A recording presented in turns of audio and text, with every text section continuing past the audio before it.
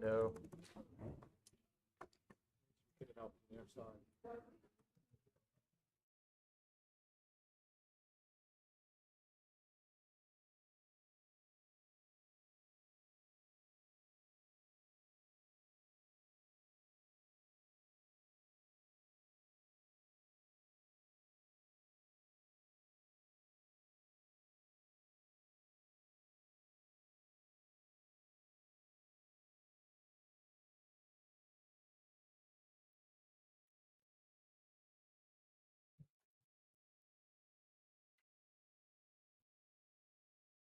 All right.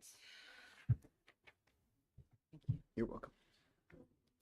So I am going to call to order the Monday, October the 10th, 2022 regular meeting of the West Lafayette Community School Corporation Board of School Trustees. We have a packed agenda tonight, and we also have a packed house tonight. But we do feel it's important to begin this evening with just a moment of silence for the Purdue student lost last Wednesday in an act of violence. And so if you would all please join just for a moment of silence out of respect for that student.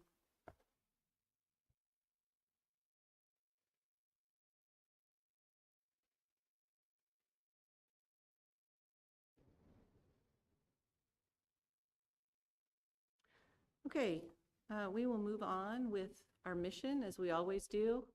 It is the mission of West Lafayette Schools to engage students in a world-class educational experience that prepares them to be well-rounded, sorry, my eyes aren't working tonight, ethical, innovative, creative, productive, and adaptive citizens who will shape our global society.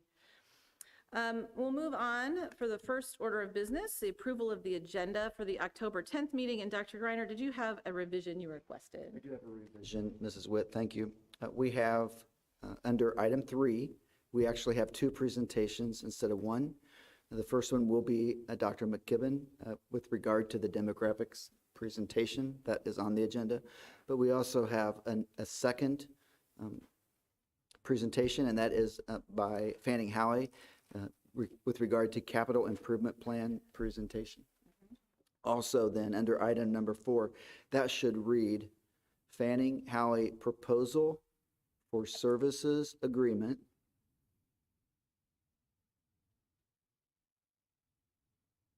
for HVAC, HH for Happy Hollow, for HVAC, HH, chiller, and elementary air handlers.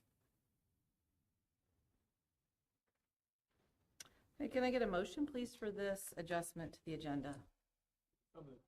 Moved by Mr. Karpik, second by Mrs. Austin. All those in favor, again, by hand raise of approving this change to the agenda.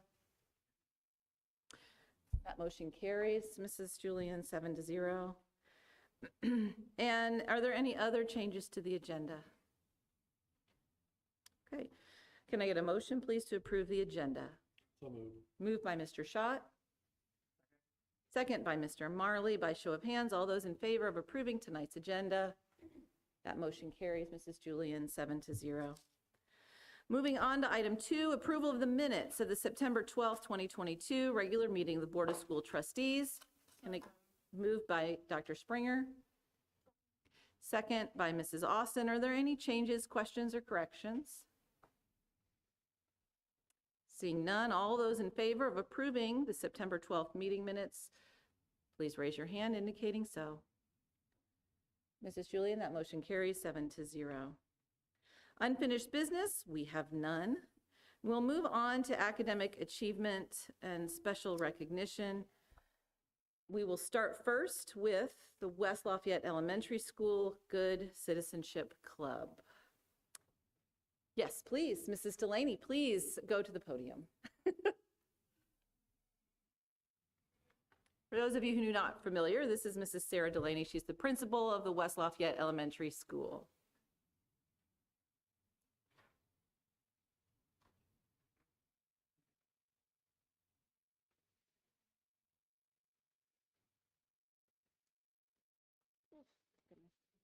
Well, good evening. I'm very excited to get to present my first crew of kids to the school board for recognition. Each month we have something called the Good Citizenship Club. And for that month, we are focusing on a different life skill. So for September, we focused on the life skill of friendship, very important in elementary school. So each one of our classrooms gets to nominate a student to represent their class as being an excellent example of someone who has committed themselves to friendship. So we had 32 students that I got to have lunch with. It was a very busy lunch hour, but it was awesome. So we have 4 representatives, one from each of our grade levels. So starting down in the bright red baseball uniform, we have Leo Chalfant from Mrs. Goad's class. So he's representing kindergarten. Next to him, we have Keller Jenkins from Mrs. Wayman's first grade class, also representing them. And then next we have Miss Sammy Stein from Mrs. Smith's second grade.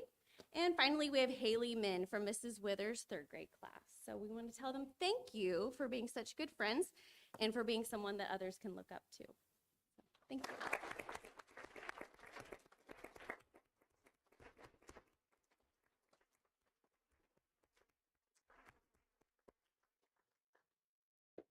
Up next, we have the intermediate school and cross-country championship and the intermediate school principal, Mrs. Margaret Saros.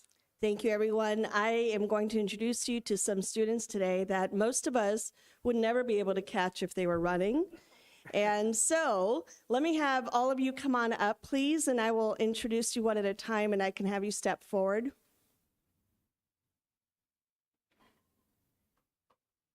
Some of the fastest people at West Lafayette Intermediate are coming right up.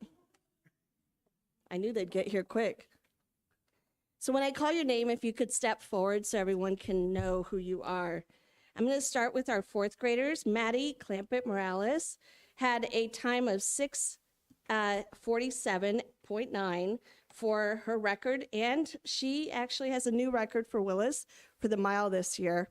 Congratulations to her. And I also want to say she was also the most improved time overall this year at improving her time 41.1 overall. Champion, regular, wow.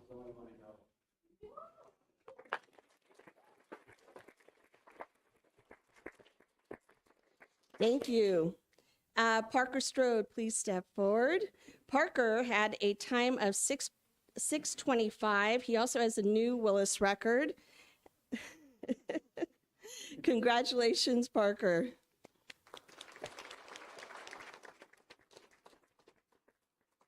Meredith Andrew, please step forward.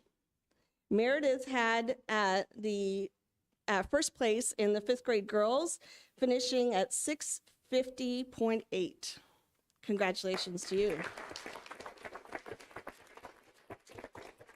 For our 5th grade boys, Pierce Soretos, please come forward. 6 minutes and 7.9, and a new Willis record as well for our 5th grade boys. Our 6th grade girls, Jada Wang, please come forward. 6 minutes and 43.1. Congratulations to you. Henry Dodds, if you could come forward. Henry had a completion of 5 minutes and 56.1, and he ties the Willis record, and he literally leaped into the end trying to beat that record. He almost had it.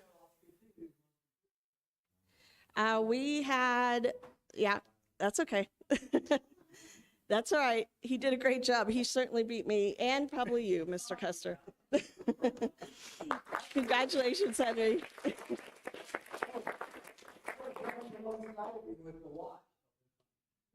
Mr. Harmon, his 6th grade teacher, tried to run with him one day, and he came in after that to a meeting. And I said, "Are you all right? You don't look so well." And he was panting, literally, and said, "I just tried to keep up with Henry Dodds." I said, "That was a bad idea, Mr. Harmon." So along with our most improved, I do want to recognize some other most improved students. In 4th grade, our boys' most improved was Rhett Mills with a cut of 30.2 on his overall improvement. Excuse me. Congratulations. And our fifth grade girls, Courtney Ajayi, step forward, cut her time by 1 minute, 23.1 seconds. That's improved by a lot. Our fifth grade boys, Max Rodriguez, cut his time by 26.3, making him the most improved in our fifth grade boys group. Congratulations. I don't think I see our sixth graders. Adeline's not here, right? No, I don't see. We had Adeline cut her time by 1 minute and 16.4 seconds, and Onyx Shamo by 35.2 seconds. Those are our sixth graders. I'd like to congratulate all these kids and hope they never have to run where I have to chase them. Congratulations to all of you.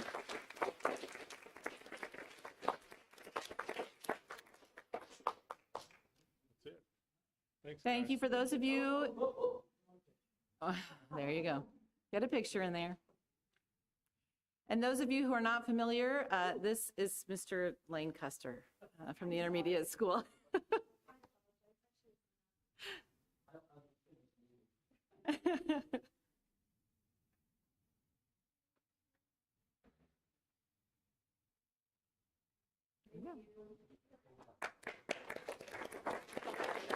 Congratulations, folks. Well, good evening. I'm Ron Schreiner, principal at the junior senior high school, and I want to introduce Mr.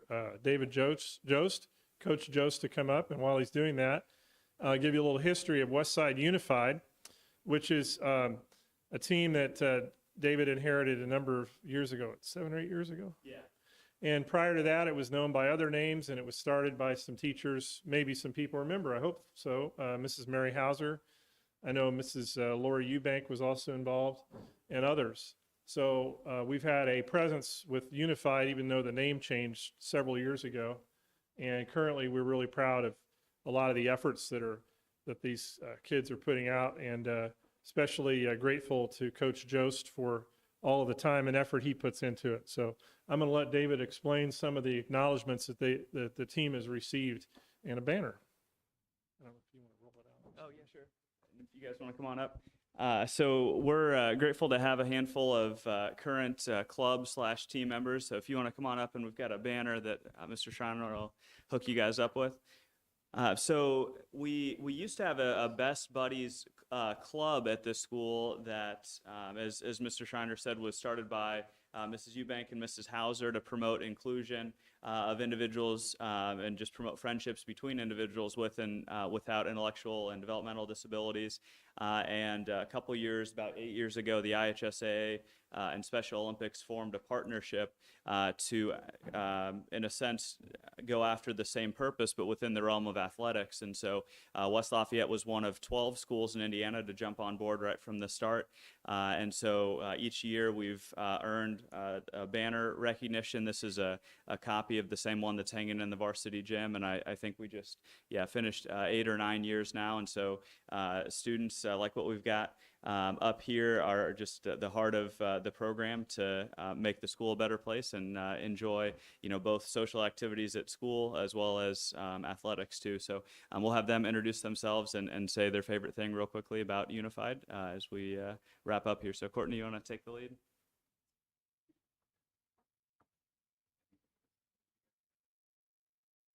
Hi, I'm Courtney Kane, and my favorite thing about Westside Unify is like how we do lots of activities that bond us together, and I have lots of fun in there.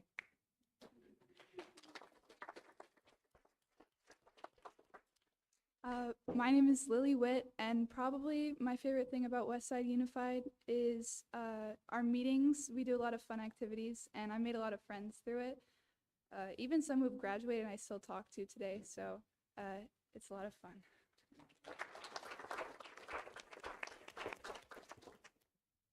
All right, so my name is Chris Way, and I like to do the unified track that I can be a great athlete.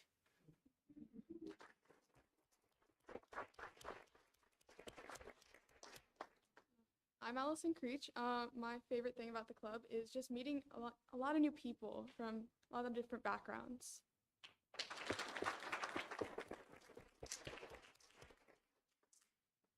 I'm Megan Creech, and my favorite thing is probably like all the games, like the kickball tournament and stuff.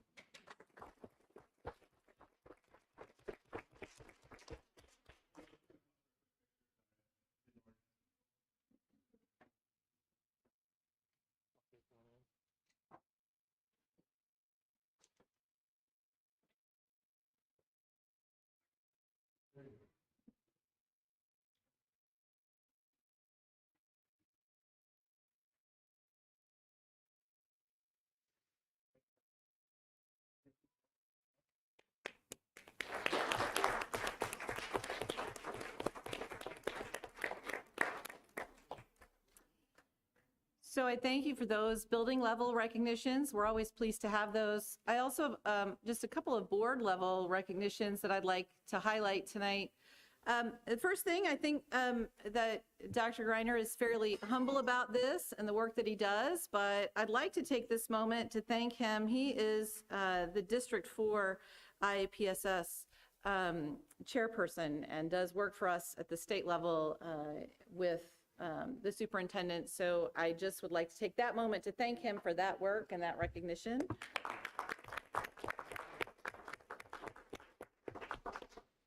I also would like to take this moment to congratulate Dr. Karen Springer.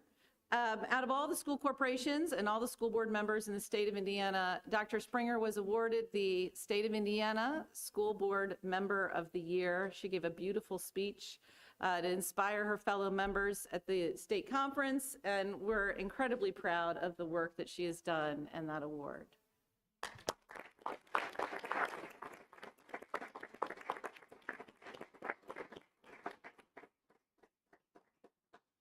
So I think most of our students have left. If there are any lingering, please, you are welcome to go. You're welcome to stay too, but you're welcome to go.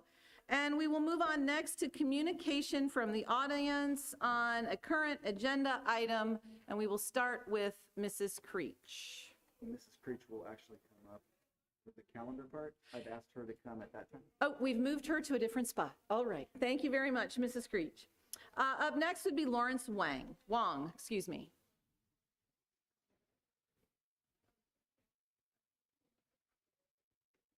Good evening, everybody. First of all, thank you, Ms. Wade and Dr. Greiner, President of the board, giving me the chance to share my opinions. Today, so we will talk about item number 5 is talking about collective bargaining regarding our teachers' compensation. So I'm just trying to share my opinions about our teachers' compensation. Yeah, from what I can tell, given current teacher shortage, and also our school's reputations, I think we should improve the compensations for our teachers. And my understanding is our teachers' compensation schedule is pretty fixed. There are not too much things we can work around that. But I think maybe we can have some new things to compensate our teachers, something like a bonus, one-time bonus, sign-up bonus, or some maybe college loans forgiveness programs. I think those programs maybe will attract more teachers. And also, for example, the paraprofessionals, if we provide a better training for them, and also a little bit higher payment benefit for them, we can keep their staff turnover rate a little bit lower. So we have stable and well-trained paraprofessionals. They will support our teachers, not only in the general education, also in the special education. That will be a pretty big plus for our teachers. So that's just some of my ideas. I just thinking those maybe we can help us attract new teachers and also return the existing teachers. And I think teachers is number one factor to improve our students' performance. Again, thank you for everybody giving me the chance. Thank you, President and Dr. Grant. Thank you, appreciate it. Thank you, Mr. Wong. And we'll move on to item 3, McKibben demographics presentation.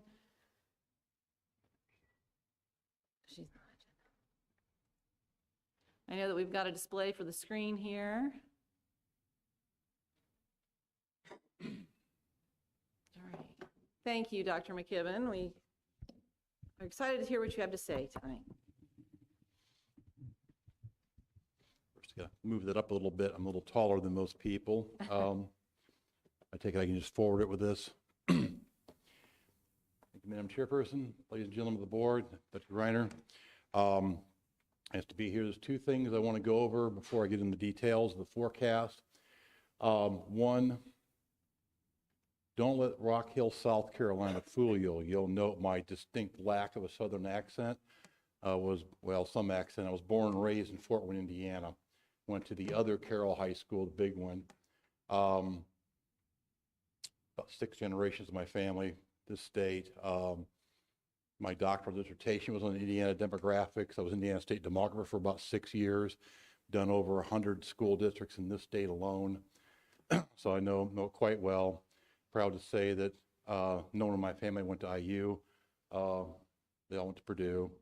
Come on, people, give me a break here. What do you think? But more importantly, is a very key point.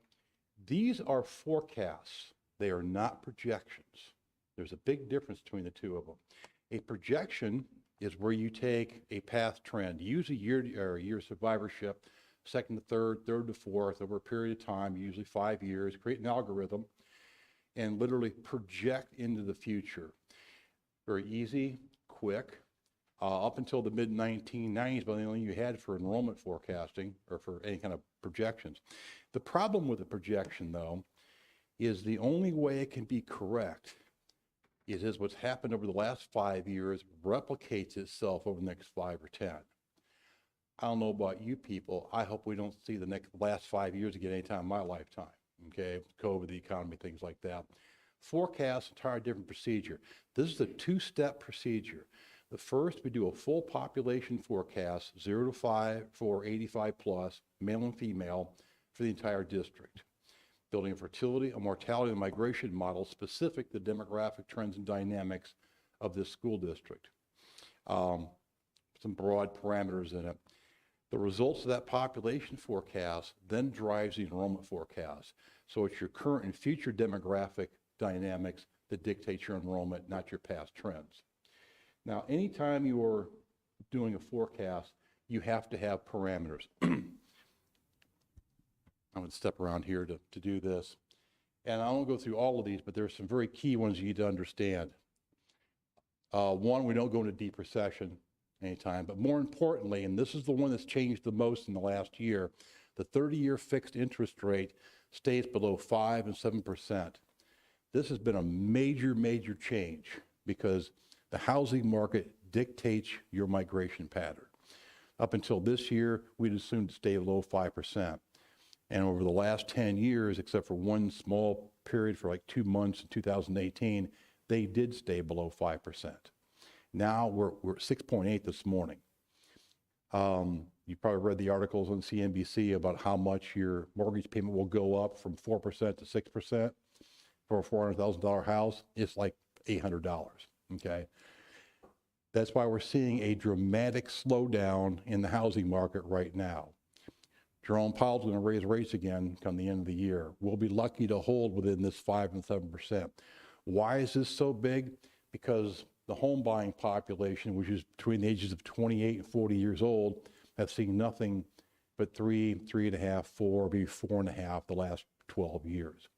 Those of us, I'm sure there's nobody in this audience, but those of us old enough to remember the 70s, 80s, 90s, and the 2000s, when the 30-year fixed was 7, 8, 9, 10, 12%.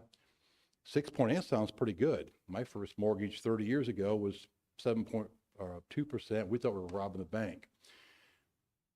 These kids today, though, have never seen rates like this. And it's really going to impact the ability to buy a house, okay?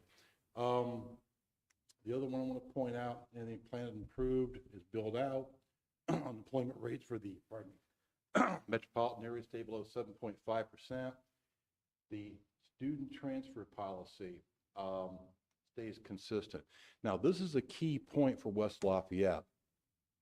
Up until about 2020, you were averaging a net positive transfer rate between 60 and 80 students. Last year, it dropped to about 0, okay?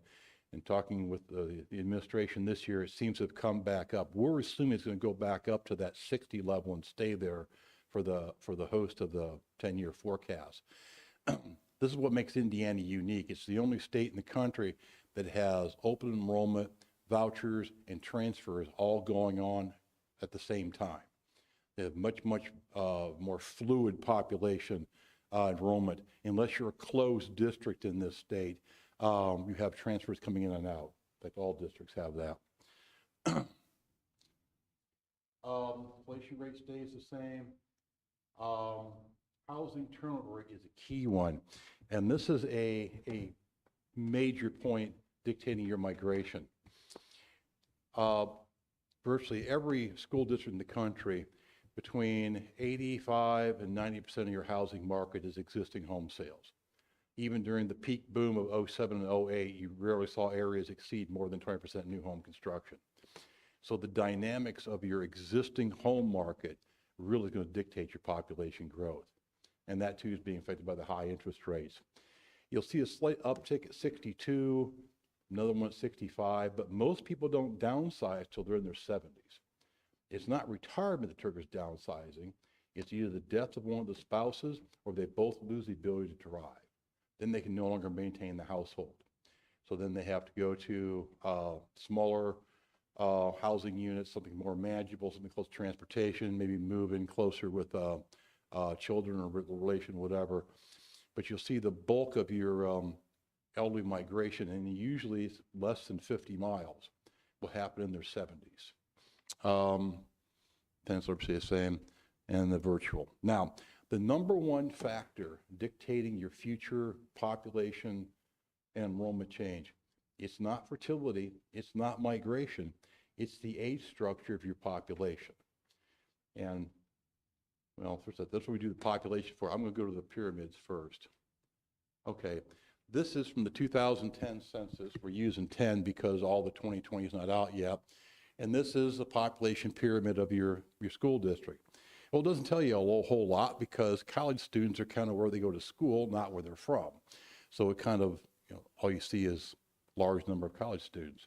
So what we do is we pull the college students out, okay? And this is your we'll call your indigenous population. You get a better view of the age structure. Now, you'll notice there's this large bubble of population, this is 2010, that's in their 50s, okay? Well, they're now in their 60s. Going forward, over the next 10 years, you're going to see an increasing number of elderly householders, single-family attached homes, putting their homes in the market.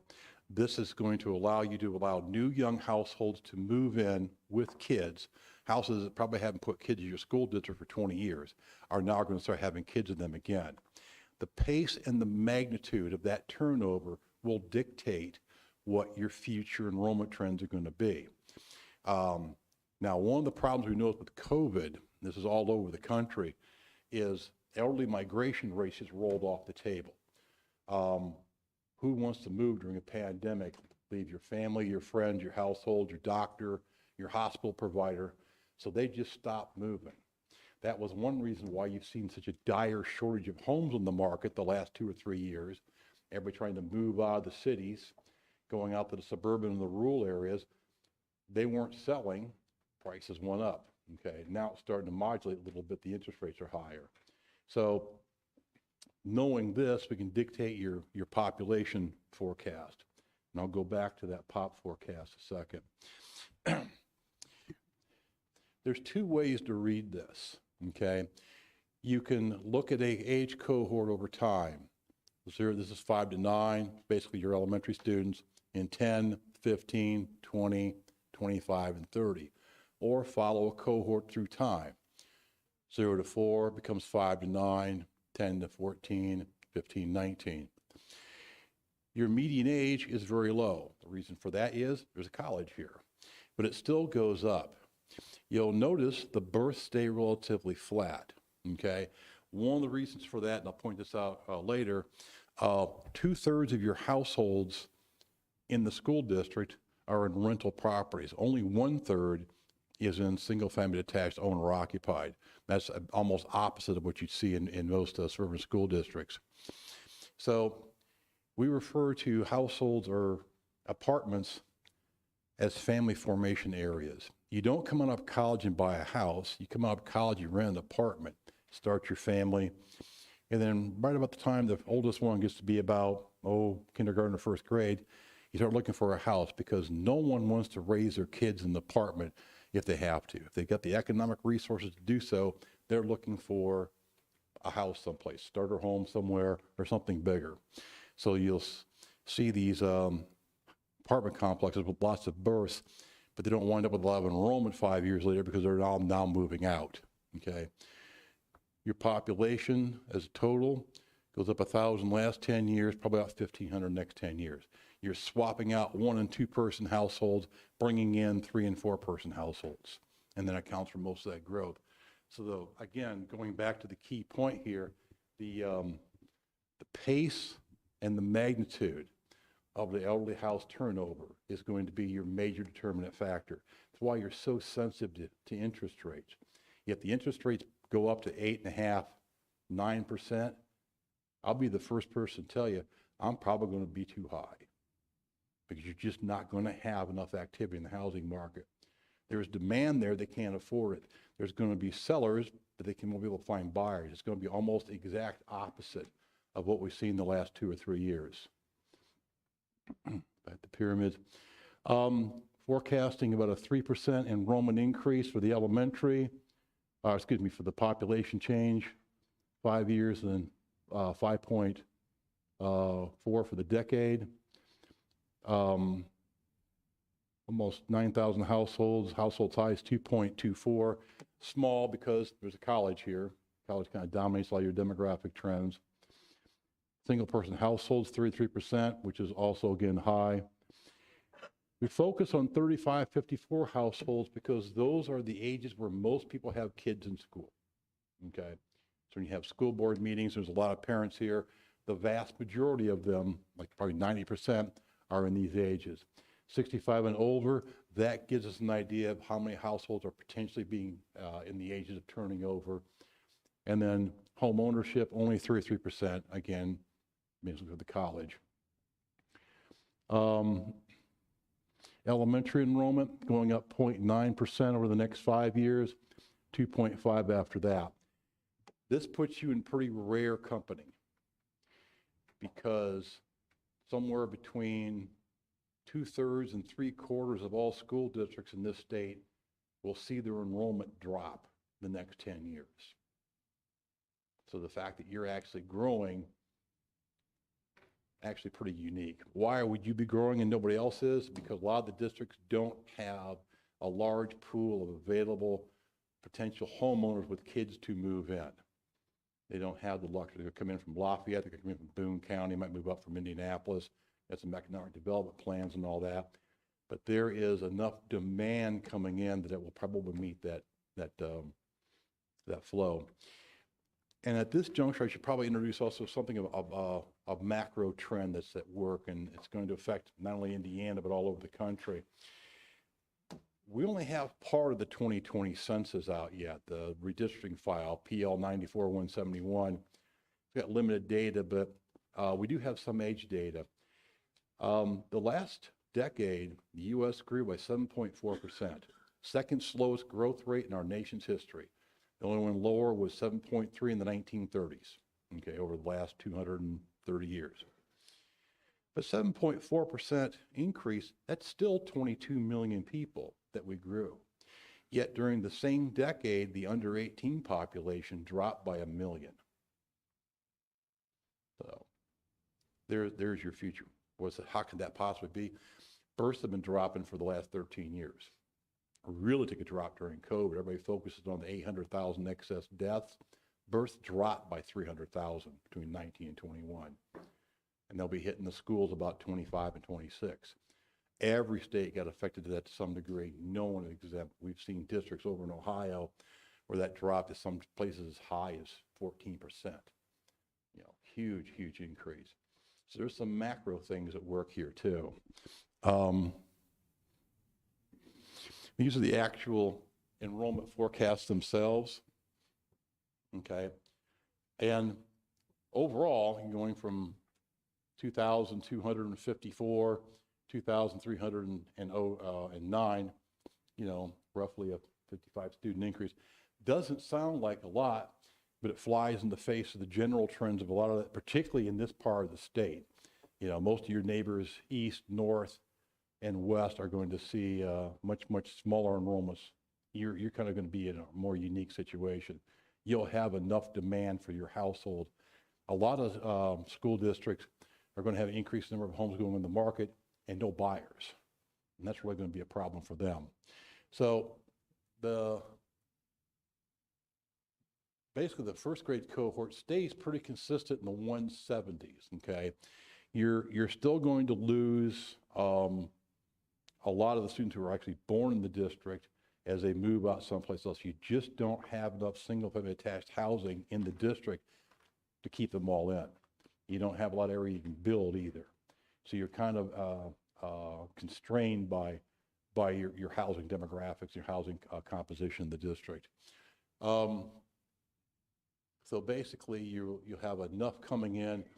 So small 12th grade cohorts going out here in the first 5 years. But once you start getting up into about 180 12th graders graduating out, you'll notice the growth rate goes to zero. That's kind of the tipping point, because you have what's your size of cohorts coming in, what's your size of cohorts graduating out. So it's actually stability, better than the last couple of years. And again, most of this drop, these 2 years, were not people leaving the district. It was choosing other educational options or not transferring in. People should not, view this as some kind of indication of the quality of the district or people's migration trends. It was COVID. It was people choosing other educational options.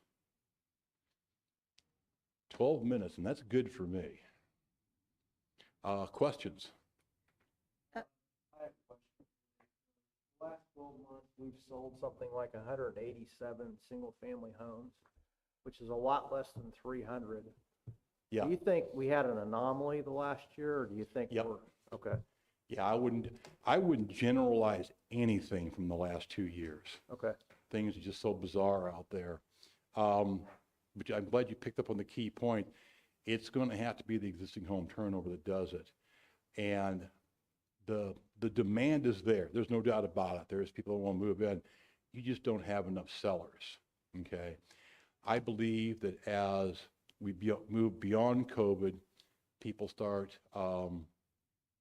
becoming more comfortable with outside of downsizing, moving, changing households, things, a new stability, so to speak. They'll start downsizing. Okay, they're going to get in their 70s. They're going to have to start downsizing. Some will hang on as long as it. My dad, up in Fort Wayne area, how long he was 78? He blasted him out of there. Neighbors next door were gone as soon as the wife retired at 65. So it really depends on the household. But that is the key point. And you bring up a good point. If it does come in consistently, say 190, 200, 210, I'm going to be too high. I'll be the first to admit it to you.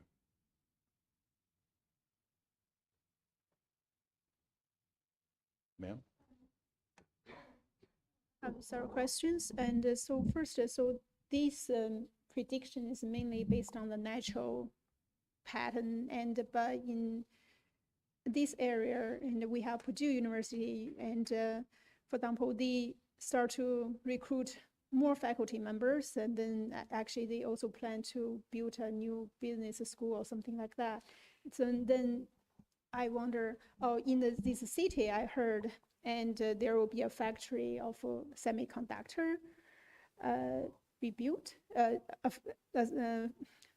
The semiconductor factory will be built in coming years, Right. And I wonder all these big events, how those big events impact the population. That's my first question, how we can factor them in. Yeah, that's two questions. Let me take them one at a time, okay?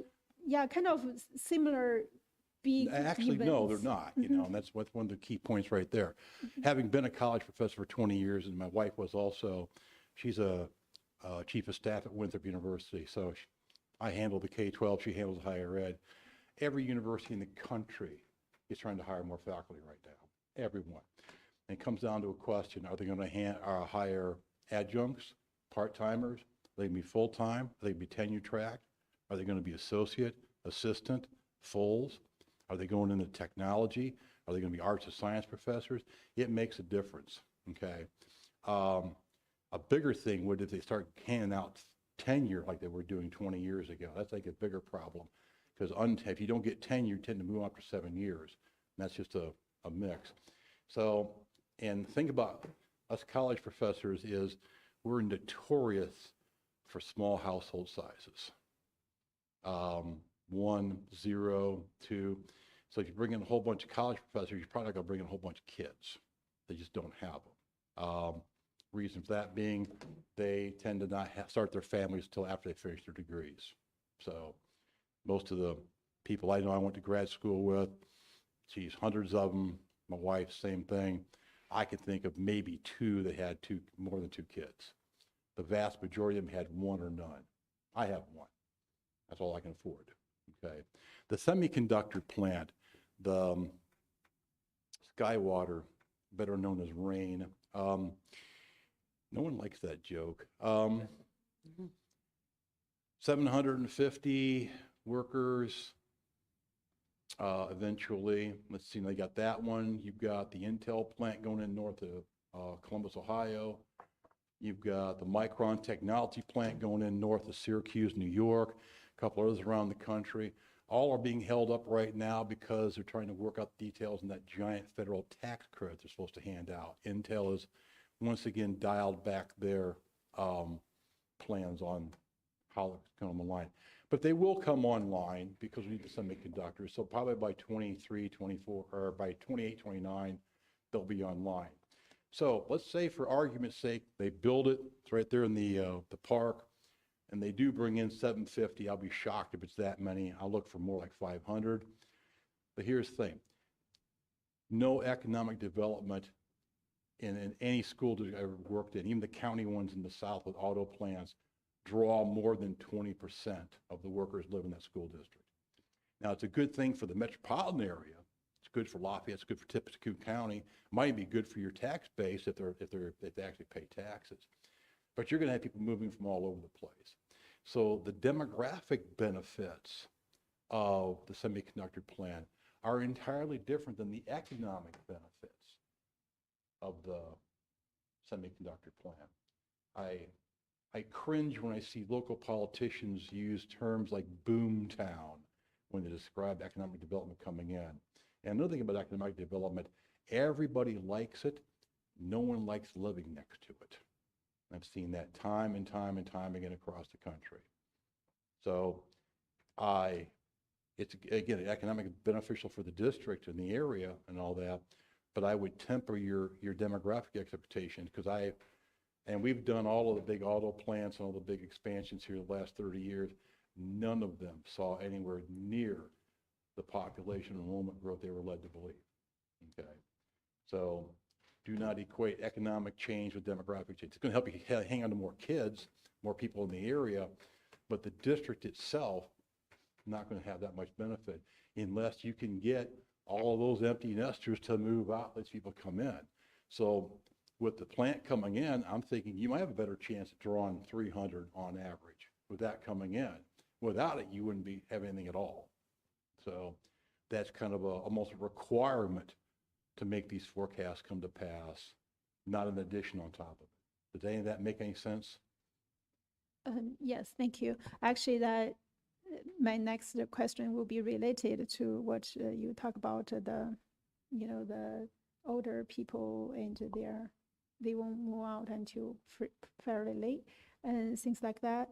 And you have done a lot of studies like this. I wonder, typically, based on the prediction, will people take any actions or people just wait till the numbers occur naturally, or people will take any action to to change the pattern. For example, Well, some try, but you really can't force elderly out of their homes. it's not force. I mean, have some Entice them. incentive or create some incentive for people to. There are some areas in particularly New England right now that have a very similar problem, and also a lot of them that have some major universities in them as well, that are partnering with developers to build elder housing, okay, with the theory that if people can have a nice apartment or low maintenance, single story, no stairs and all that, something to take it, they can stay in their community, okay, they'll move out, and that will allow new young people to move in and kind of accelerate the process. And on paper, it sounds really good, except for one thing happened. We've noticed a couple of them. And of course, it's more densely populated up there, so you may not have that problem up here, but they built these nice ones and people looked around going, oh my God, these are wonderful. So people from the surrounding communities moved into them first, and the people who lived there couldn't get there, didn't have enough of them. There is a dire shortage of elder housing in this country, just dire shortage.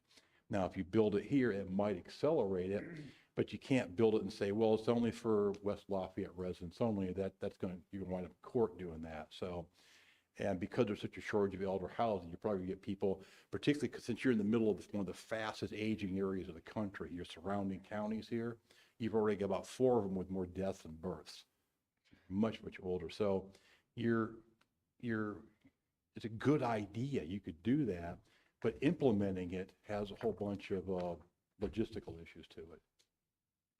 Okay, but people. I like the idea of moving it out at gunpoint myself. That's a more efficient, quicker, but you know. Thank you.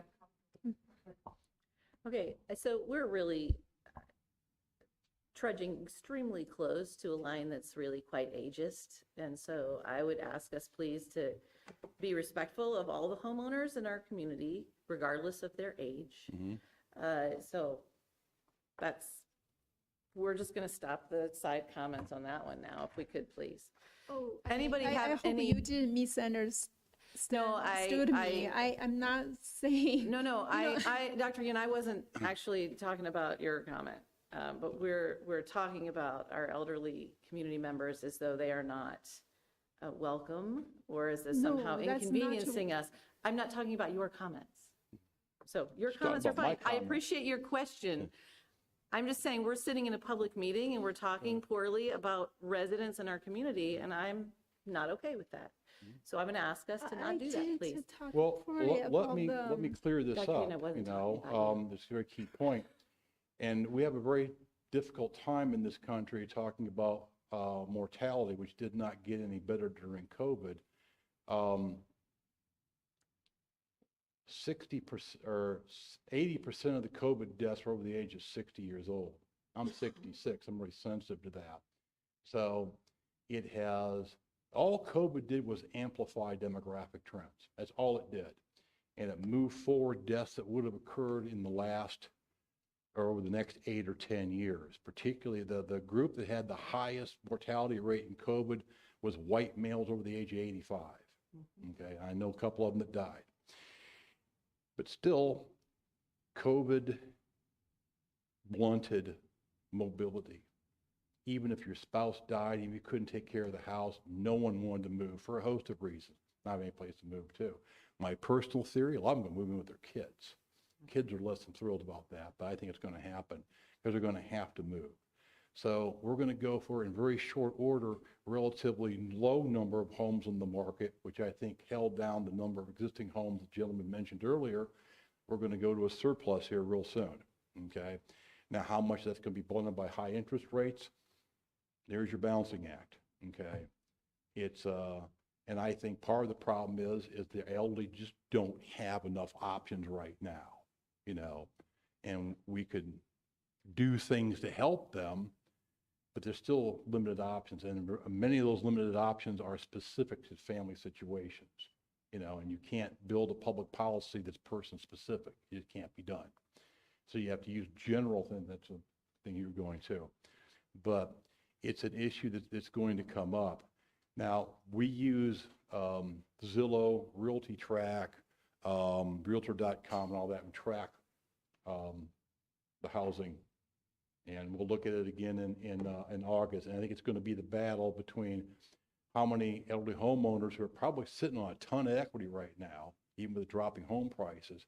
Let's get out while the getting's good, versus how much are we going to see a drop in demand due to high interest rates? And that's up to Jerome Powell. So it's really going to be a battle of two titan forces out there, one positive, one negative. This is my best calculation. Thank you very much for clarifying that. Thank I you. appreciate it. Are there any other questions for Dr. McKibben about the demographic study? Thank you. And I just want to clarify again, and I don't disrespect senior residents. Actually, I appreciate that they live in our district. They have been contributing to our district greatly. And but due to the everybody knows we have limited house supplies, I'm just trying to figure out some strategic ways to have some mutually beneficial solutions. And really, just to keep it on record, there's no way I disrespect senior residents. I do respect them, and they live here, pay higher tax, everything, and I just, I really don't want to be misunderstood. No, I Thanks. appreciate your question and your clarifying. We were just getting off track. Yeah, Not you I know. specifically. I wasn't talking about you specifically. But it sounds like that. Okay, so thank you, Dr. McKibben, very much for your time and effort for our community.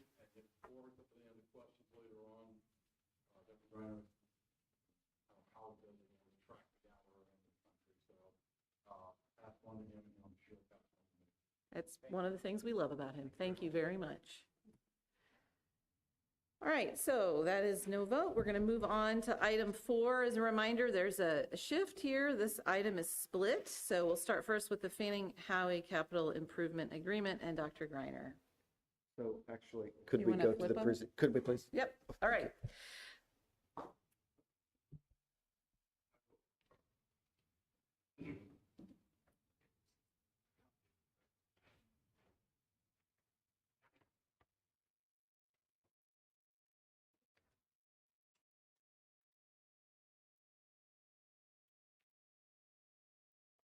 Thank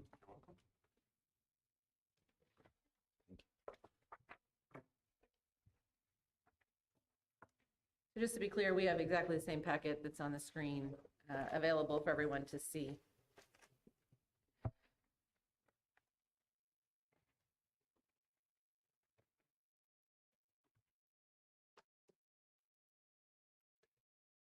I just want you to know this is not the first time that I've followed Dr. McKibben, and so he's a tough act to follow. So I'll do my best job. I'm Bill Payne. I'm a project executive architect with Fanning Howey Associates. We're located in Indiana and Ohio. Our predominant work is mostly K-12 design, but we do work all over the country. So we are in a particularly good position to conduct and develop capital improvement plans for school corporations just like West Lafayette. So your buildings are in great shape. Why would you do a capital improvement plan? For the exact reason you want to keep them in great shape. As an example, your new intermediate school, 3 years old, almost everything there is brand new, of course. All buildings and systems and components have a life cycle of their own. Some last much longer than others. For instance, exterior walls, masonry lasts 50 to 75 years. Mechanical equipment at the top end, maybe 25 years. So you're in a great shape at the new intermediate school. On the other hand, your elementary school is in great shape, but you have pieces of equipment that are much older than others that were just installed recently. So those are the types of things that we're going to be looking at in the development of a capital improvement plan over a 10-year period, and put you in a position so that you can address those and proactively change out components that have passed their useful service life, if you will, and plan for those costs over a 10-year period rather than being surprised. Most of our clients, just like West Lafayette, have a capital improvement plan that they're following, and it's in a tool that they can update on an annual basis. So as things change, as they learn more they can make adjustments, again, according to funding capacity and the age of equipment. So this evening, what I'd like to do is give you an overview of a capital improvement plan as we're generating for West Lafayette schools. I'll just start here and let me flip ahead. So what exactly is a capital improvement plan?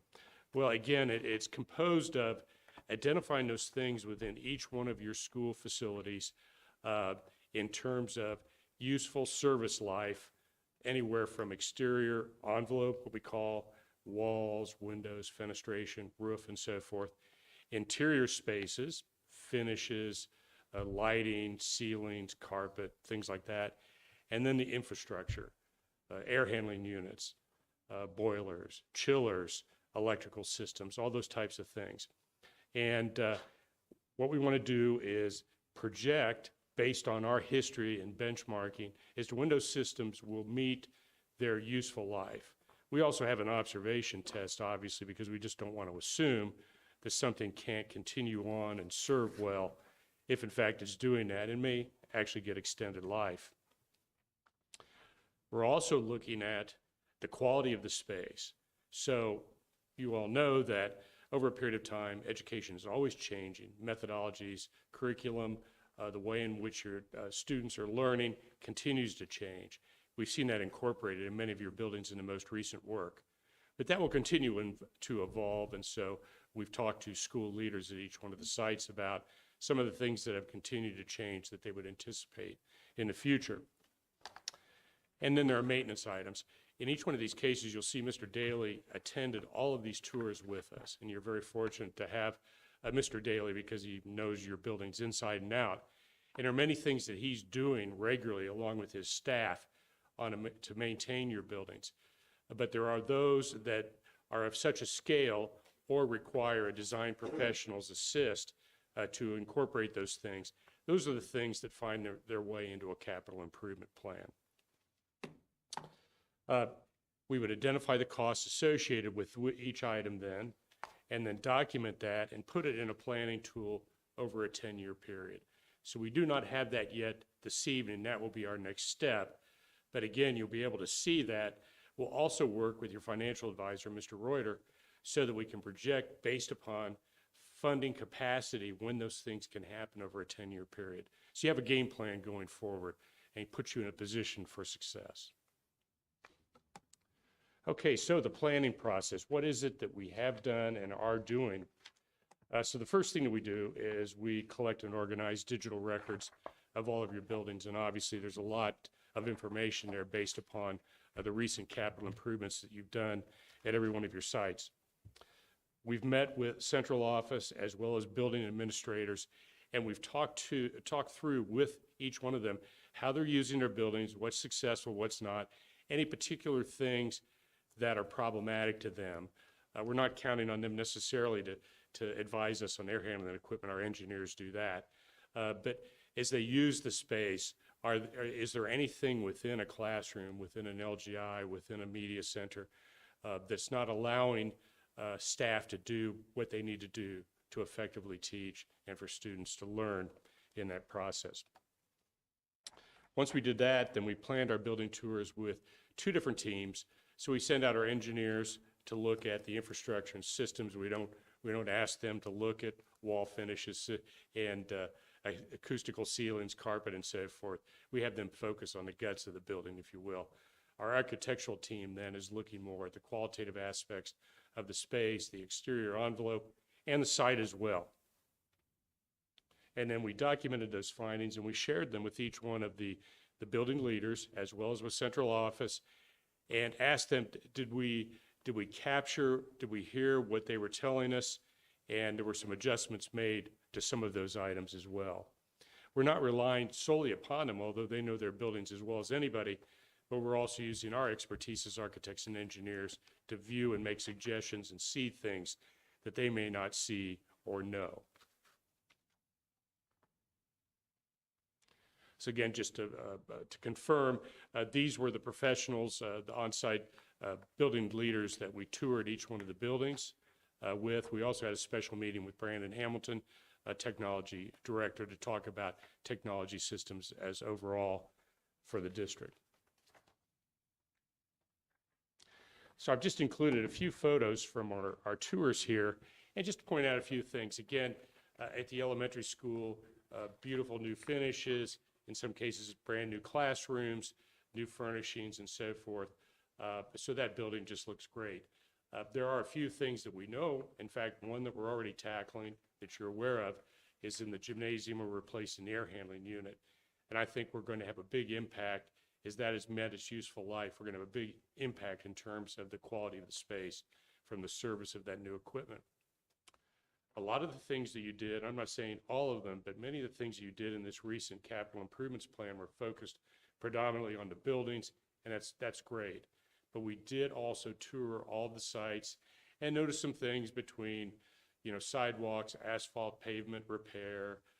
In the case of the elementary school, of course, you also have high school components there, such as the tennis courts, and there's some repair that's needed there to continue to prolong their life. So we were looking at the sites in every case as well.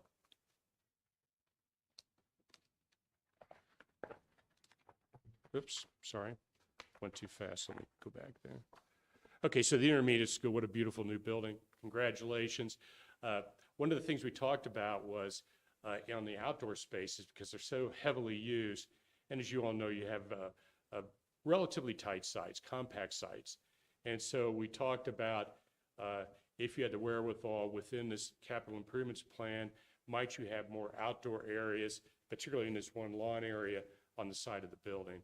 So we were talking through those types of things, aspirational kinds of things, and they're not just fix-it kinds of things, but also areas that might see some improvement in the future, again, to improve the overall environment, provide more flexibility, and meet additional educational needs. And I did it again, sorry. Just a little fast on the draw.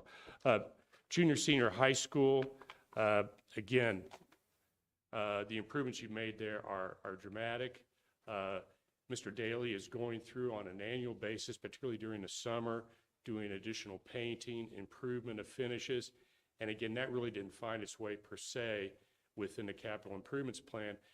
But there are some things such as ceilings, shifting to LED lighting, a number of those types of things that we have identified with Mr. Schreiner and Mr. Daly, and you'll be seeing that in the capital improvements plan.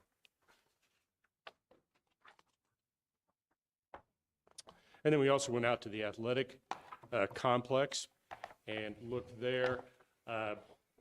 What a great facility, well utilized, obviously, as well as the outdoor athletic areas of the junior, senior high school. There are some specific areas that, when addressed, could improve access. We talked about concessions. We talked about locker rooms and coaches areas within the support building. You wouldn't be surprised to know that we had a discussion about artificial turf. I can distinctly remember when the first turf field went in Center Grove over 20 years ago. Believe it or not, they're getting ready almost to replace that for a second time. So it's funny how time flies, but that is something that many school corporations throughout Indiana, quite frankly throughout the United States, are considering, because it gives you much more access in inclement weather and durability and lower maintenance costs over time. I don't want to focus on that too much, but I'm just saying that's one of the things we looked at here, as well as visitor access to the visitor grandstands on the visitor side of the stadium, some improvements to grading, obviously asphalt parking, repair, and possibly some expansion of parking as well. So those are all things that we looked at, very specific things in each one of the cases.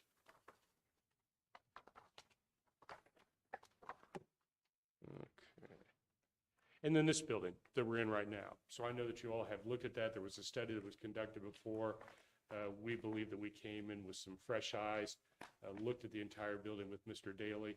I think some of the things that we're going to show you in the next iteration of our study will be similar, and some things will be different. There are certainly spaces within this building, like the space that we're in right now, which are very functional, provide you a great deal of flexibility going forward. You can never have enough gymnasium space for activities in a community such as yours. I noticed obviously as I drove in, all the outdoor areas, tennis courts, everything's being utilized by the community. And to have gym space available is certainly important. Some of the newest parts of the building down here to the east end are still very serviceable. Obviously, they're satisfying robotics activities right now, but they could also serve for a number of other purposes. On the other hand, the two-story classroom wing has a number of deficiencies in it in terms of mechanical, electrical systems, exterior non-insulated window wall. And the rule of thumb that we see often is if you get to the point where you're spending, or you would have to spend almost 70% of the cost of new construction to improve and make components or a building useful, then usually funding sources will not be available for that, just because you really don't achieve results, but you still have an old building that you've painted up, refreshed, so to speak. So what we're going to come back with is a suggestion where you save the largest spaces, such as this. They're still very serviceable. We're, of course, replacing the chiller in this building so that we can substantiate, maintain the building as it is. But then maybe you demolish the two-story portion and do not replace it as whole.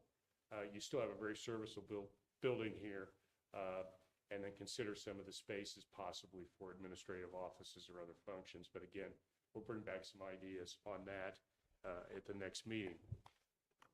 Another thing to think about here is you, of course, are now responsible for, you're outsourcing all of your bus maintenance costs. You have, I think, a fleet of 20 right now, as we understand from Mr. Daly. You may be dollars ahead in the future by insourcing that servicing. And so with the advent of the possibility of creating more site area if you demolish a portion of this building, this may become the location where you bring all your buildings to a central location, and maybe there's also a servicing operation that's located here as well. These are the kinds of things that we're thinking about to make sure you maximize the use of each one of your campuses, each one of your sites. So, next steps. Again, initial data has been collected. We've identified, we're producing this concept that will bring back a diagram for this particular site as to how it might be repurposed for future use. We welcome feedback from you this evening. We received feedback from building administrators as well as central office, but we welcome any and all input. We'll come back with the 10-year projections populated with the work items that we've identified, and look forward to receiving your response and comment on that, and then we'll wrap up the plan. And again, at that point, the final product will be a spreadsheet file that can be maintained and changed over time as conditions change and you manage your facilities effectively over the next 10 years.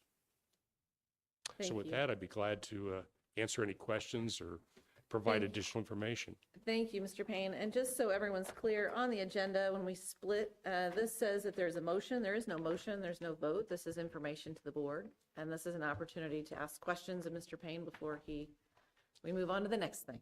Anybody have any comments or questions for him? Dr. Yin, go ahead.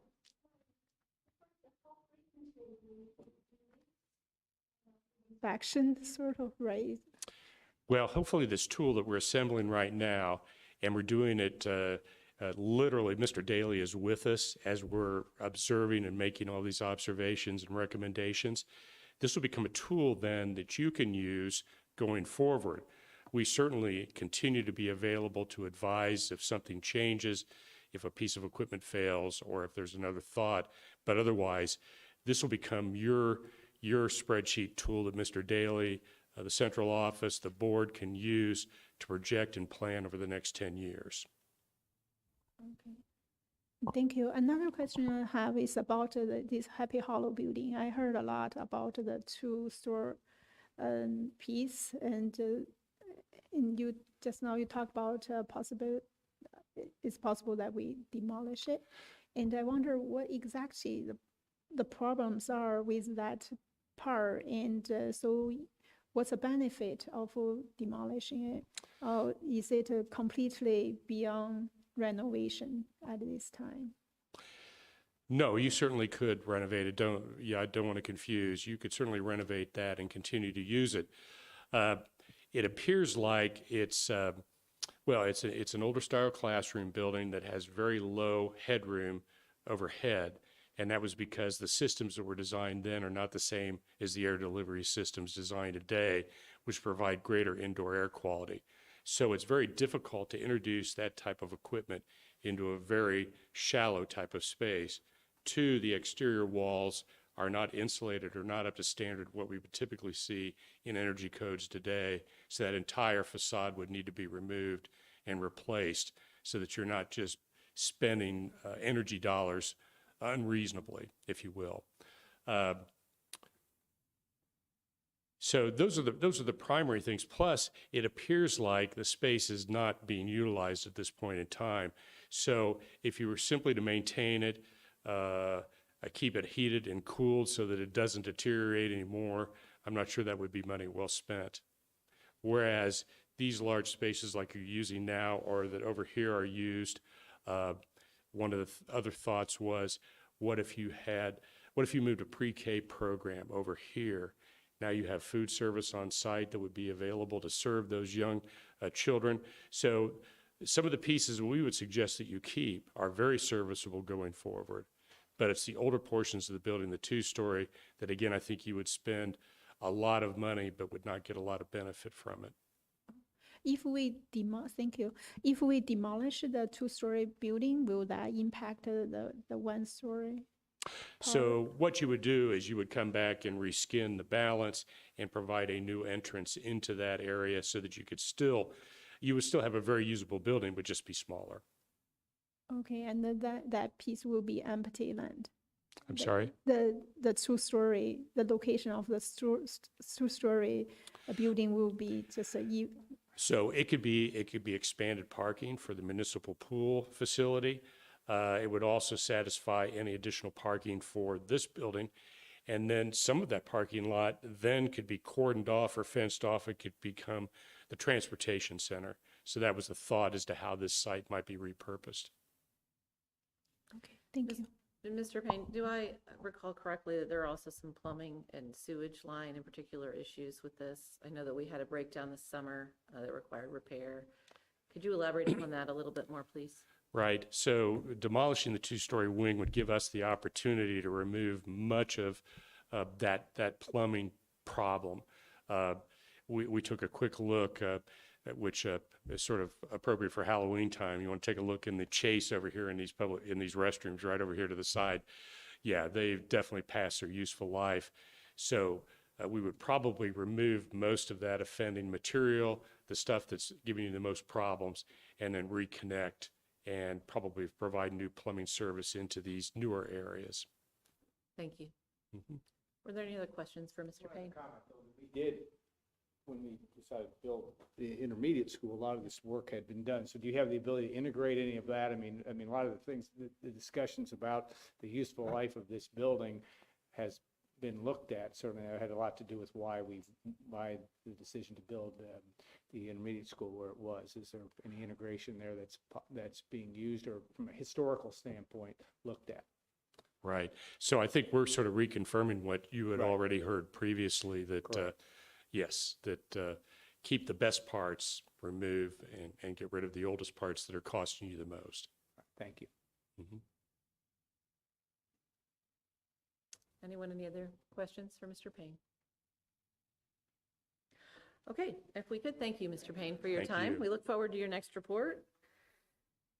And we'll move on to item 5, the collective. Oh, I'm sorry, I forgot. We split it off. I can't read my own handwriting. Dr. Reiner, we have the proposal for services agreement for the HVAC at Happy Hollow Chiller and Elementary. Yes, and the board voted to approve this, you'll recall, back in August, but we wanted to put it back on for the purposes of transparency because we've received a notice that the work for professional services that was estimated between 25,000 and 35,000 is now set at 33,000 now that they've started doing their work and understanding how it understands where they're going with this work. But I also wanted to remind you that it is focusing on two projects. One, review of the current mechanical systems of the chillers at Happy Hollow. Secondly, recommendations regarding the Happy Hollow chiller. And then recommendations regarding replacement of the two air handlers at the elementary school. And then designing the air handler and chiller projects. Also facilitating the air handler and chiller bidding process. And then supervising and overseeing any approved work. Now, Mrs. Witt, you had asked for clarification earlier. As you're aware, these are two separate projects, and they can be voted on separately or together. And based on the bidding, the board would vote to approve those bids and move forward, or very well may choose not to move forward.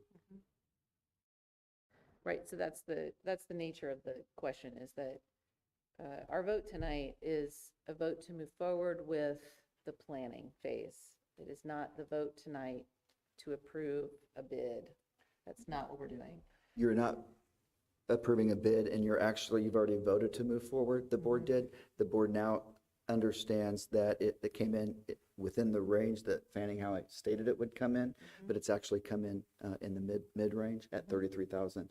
And so technically, you don't have to vote to approve this, but in the spirit of transparency, Mr. Reuter and I talked, and we felt like we wanted to put it on the agenda and give the board an opportunity to approve it at that mid range. Okay. So with that, I would like a motion, please. Moved by Mr. Karpik, second by Mr. Schott. Do we have any questions for Dr. Greiner about this agreement? Ask. Just now we talked about the possibility of demolishing the two-story place, and now we are also talking about replacing the chiller. I wonder, so how the sequence-wise, will we consider demolishing the other building, or if we have a new chiller, will the new chiller cover the building that we may demolish? So the chiller in this building is no longer functional. Mr. Daly starts it every morning, and we hope for the best. And so we're not talking, there's no proposal on the table to demolish all of the Happy Hollow site. Not all. We just know just the two-story. That's correct. Story, yeah. So yes, thank you. That'd be very helpful for you to respond to that. So our engineers looked at the sizing of the chiller. Mr. Daly had done this before with a vendor. We went back and actually did the calculations, and we believe that there's not a significant savings to downsize the chiller only to serve what we think is going to be salvaged, and at the same time not knowing when and if you were to demolish a portion of the building, to stick with that one incremental size that'll service the entire building makes the most sense for you. So that's what's being bid.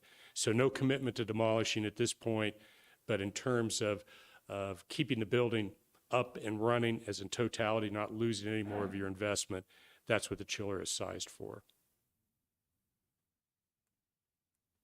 So basically,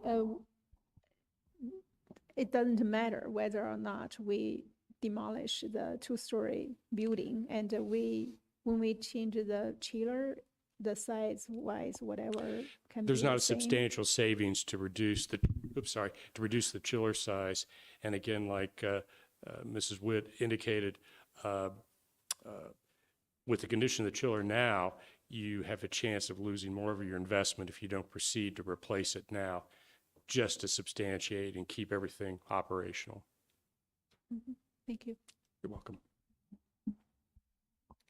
Mr. Payne, thank you for coming back up. Thank you. Any other questions regarding this item? Okay. Hearing none, all those in favor of accepting this firm number of $33,000 on this service agreement, please indicate by show of hands. Okay, that is 7-0, Mrs. Julian. All right, so we are going to move on to item 5, the collective bargaining agreement.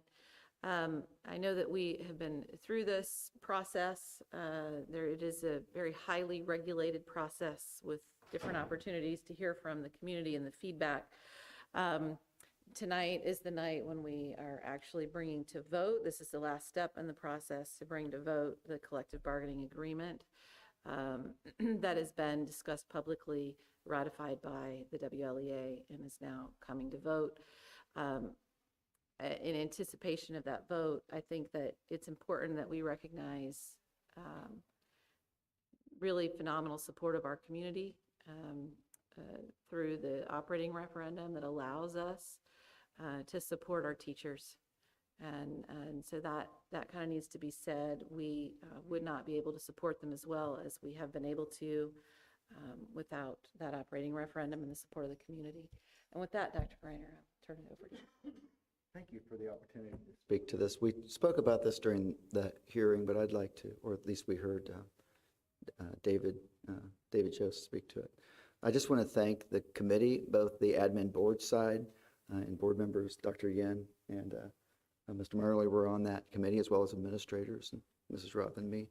And then on the teacher side, we had several teachers that were a part of the team. But I want to thank them, this whole team, both sides, for this very collaborative process, reviewing the funds that are available, and then working together to come to an agreement that's both fair but also sustainable, and we know that's important. And I think both sides worked very closely together to recognize what we could do to really support the work of our teachers, but also understand that we were working in a position that was fiscally solid and sound. And we've completed the process within 2 days. And so we had 4 settings scheduled, and we did it within 2. We brought data, they brought data. We worked very closely, and we worked collaboratively, and I think we came to a very good, solid agreement with the focus of keeping our best teachers here and then attracting the finest teachers to this very fine corporation. And so we appreciate, as you said, Mrs. Witt, I think we all have to recognize the importance of our community and the referendum support, which does allow us to be competitive at attracting and retaining our best teachers. All right, so let's go ahead and get a motion out there on the table. Moved by Mrs. Austin, second by Mr. Marley. We'll open the floor to questions and comments. And Dr. Reiner, I've got the first one for you, please.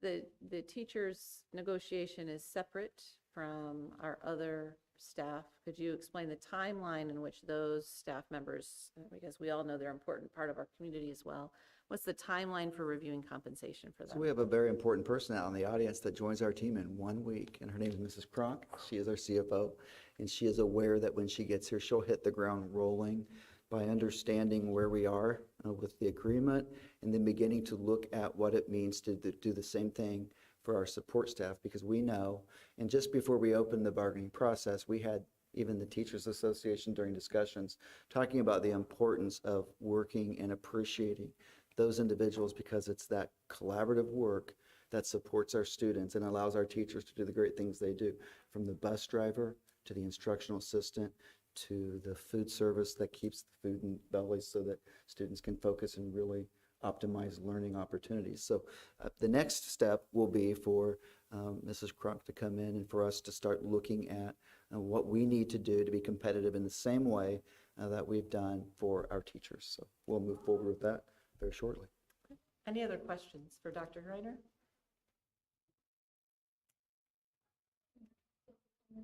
And yeah, I'm very happy that our teachers got a good raise this year. And I would also like to thank the community for their generous support and to the education in our district and the referendum. Especially, I hope we can continue to have that support. And so another thing is you said other staff members' salary will be, you work on that later, yes, and including administrators, staff member, all the other ones. That's great. I hope they can get a raise too. Thank you. So another thing is I wonder in general when we will know other districts' salary schedule and Indiana's situation. So I just hope and our district have a very competitive salary and compared with the local area or even the whole Indiana. Very important, agreed. And we will continue to look at that and compare as some did a 2-year at the beginning of the biennial budget. And so some we know, others they're finishing up the bargaining like we are, and they're going to finish fairly quickly because November 15th is when the window closes, and so they will have had to have closed and documented accordingly. Thank you. You're welcome. I know our community and wish to better compensate our teachers. They work so hard and for the kids. Thanks. Agreed. Thank you. Okay, any other questions for Dr. Griner? Okay. Hearing none, all those please indicate by show of hands. Your vote. All the ayes, 7-0. Mrs. Julian is the vote. And that motion passes. We'll move on to item number 6, budget adoptions, and Mrs. Roth. This is also a final step in an ongoing process. The board conducted the budget hearing in September during a work session and heard an overarching presentation by Mr. Reuter. He discussed the fiscal plan to include budgetary history, current data trends, and financial forecasts based on assumptions. Tonight, you are asked to approve the budget. Note, we do advertise high to maximize our levy, and then we reduce the levy and rates accordingly once the DLGF responds to the budgetary request. Tonight, you are asked to consider and adopt the resolution for appropriations and tax rates. Information was provided to you in your board packets. Additionally, you are asked to consider and adopt a budget resolution to reduce the 2022 appropriations, the 2023 appropriations, and miscellaneous revenue adjustments for 2022 and 2023. This information was also provided to you in your board packet. Finally, you are asked to consider a resolution to adopt a target tax rate for the debt service fund for the calendar year 2023.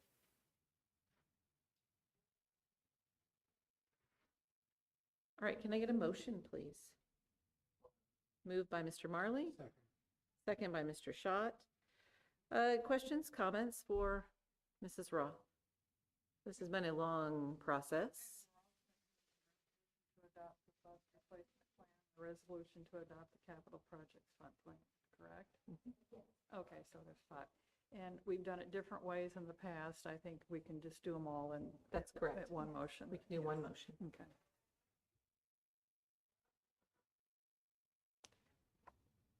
If we could please, I know that we offer this in public hearing, but I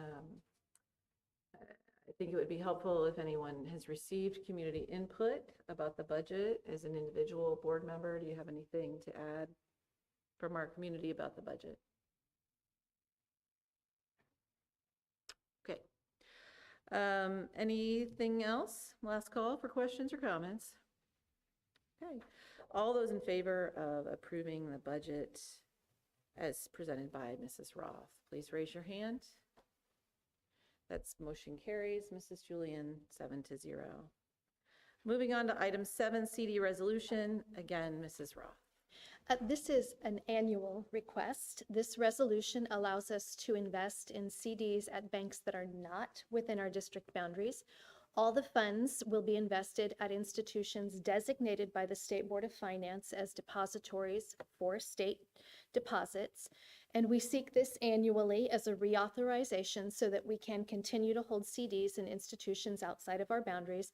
And this allows us to seek the most competitive rates at institutions that are, of course, authorized. Okay, can I get a motion, please? Moved by Dr. Springer. Second by Mrs. Austin. Any questions for Mrs. Roth? Okay, hearing none. All those in favor of approving the CD resolution, please indicate by raising hand. That motion carries 7-0, Mrs. Julian. Moving on to item 8, health insurance premiums. Dr. Griner.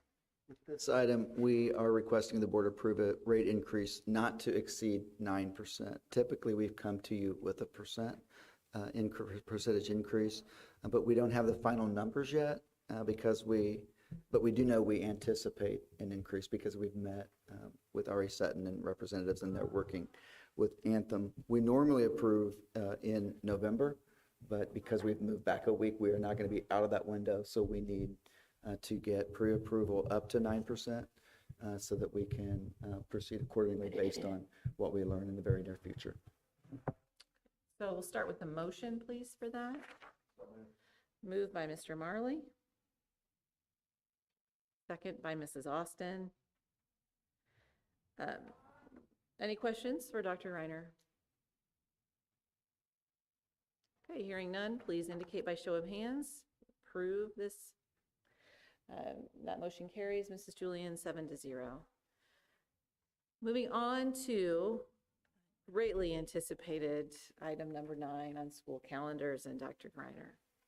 I want to start off by inviting Mrs. Creech up. She's a member of our calendar committee, and she'd like to explain the process for developing the calendar and recommendations and just the steps we went through together and most collaboratively. Yeah, so I just wanted to let everybody know it was a really great collaborative process with teachers from all 3 buildings, the administrators, and the board working together. We had a lot of positive discussion that focused on creating a calendar that would be what's best for the students and also what's best for the teachers in terms of creating lessons and having time to then assess students and get feedback to parents.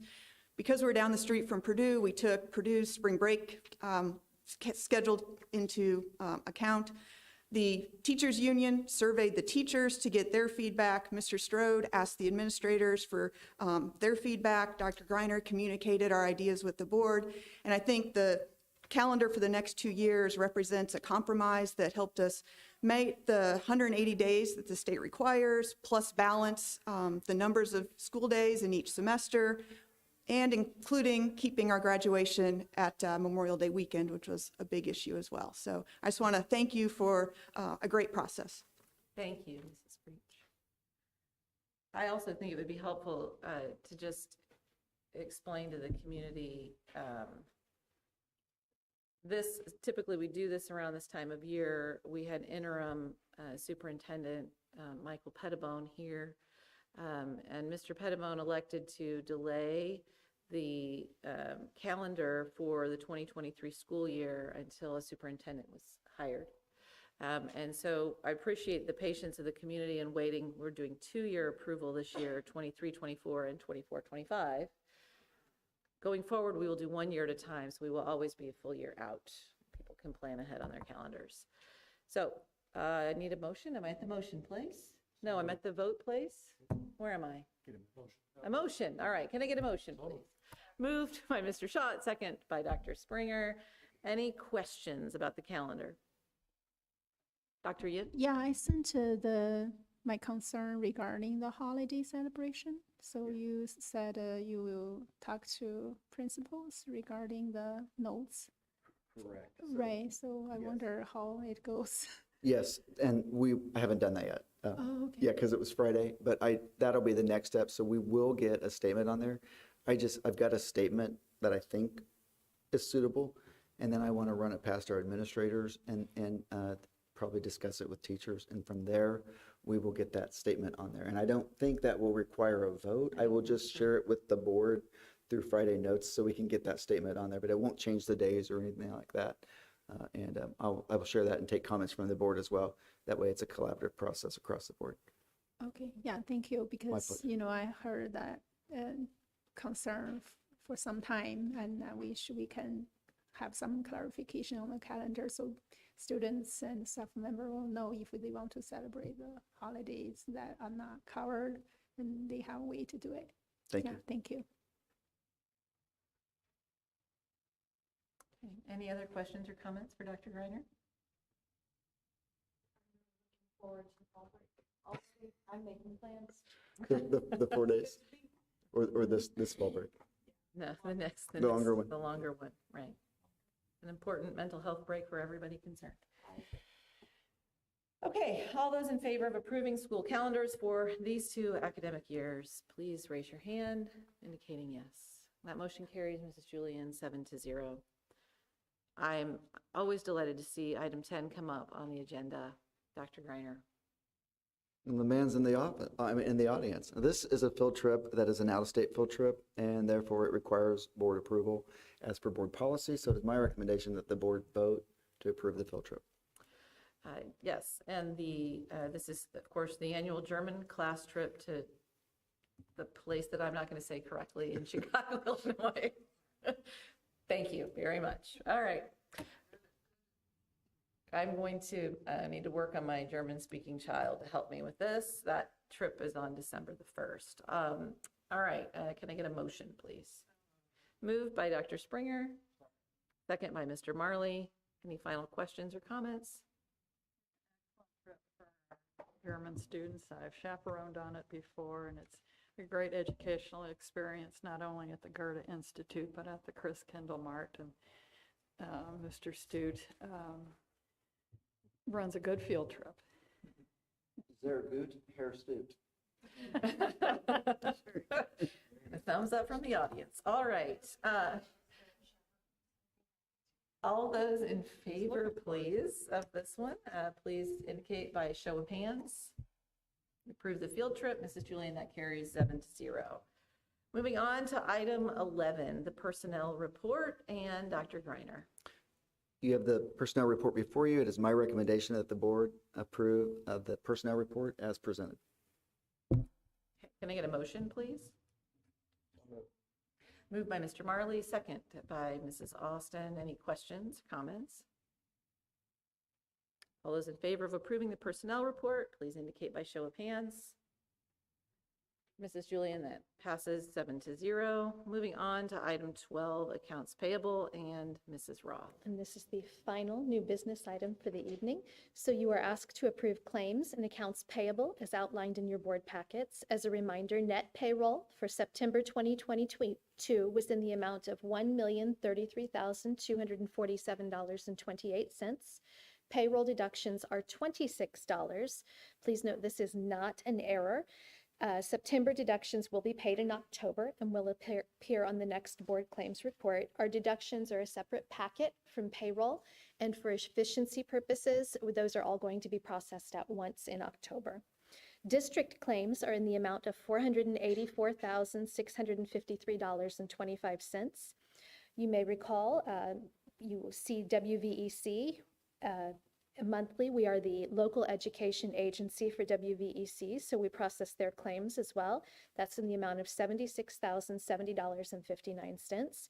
There is one charge for construction projects paid out in the amount of $675, and we have a total claims payment in the amount of $1,594,672.12.